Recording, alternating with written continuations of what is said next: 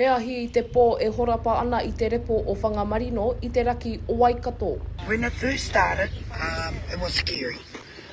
But as the days have gone by, we look at this as a tohu has been sent to us. Ao ake te ata e muramura tonu ana te ahi kirunga I ngā whenua o Ngāti Hine me Ngāti Naho o Waikato. E tangi ana te ngākau o tēnei uri mana whenua o Ngāti Hine ki tōna pātaka kai, wariro nei. But the response team that has come out from all the areas around Ngāmuka and our whānau of the five marae within the northern cluster are very, very appreciative of the assistance. It's been hard going for them, but without them, this could burn for years. Well, at the moment we still don't know what the cause of the fire is.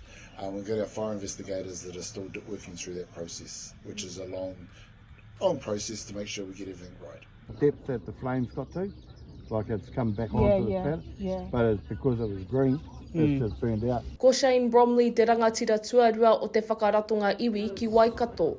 Hei tāna, neke atu I te kotahi mano heketea te rahi o te whenua kua kaingia e te ahi. He mārama te kite I te nui o te ngau kino ki te whenua nei. We're looking at hoping to have the fire contained by 2000 tonight, which is 8 o'clock tonight. So then we'll go for the next few days and we'll look at all the hot spots. He rahi ake I te rima te kau ngā tāngata e pōkai kaha ki te tinei I tēnei ahi. E whitu ngā waka topa, e rua ngā waka rererangi, ko te manoko nui, ka poko te ahi I mua I te taenga mai o te hauraki māuru. Yeah, that's one of probably the really good thing that's come out of this is the actual relationships between the community, the businesses, the iwi and Department of Conservation. We're all working together on what we need to do. We want to work on it all together with Ramsar, Doc, Fishing Game, Ngāti Tamoho, Ngāti Pāwa and Ngāti Naho. We all come together, we can fix this up.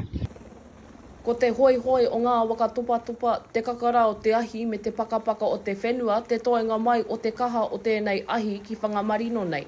He karere whakatupato e tau nei ki te hau kāinga, kia mataara tonu, kei kā tonu atu te ahi. Macie Kuki atu I Whangamarino, mā Aukaha.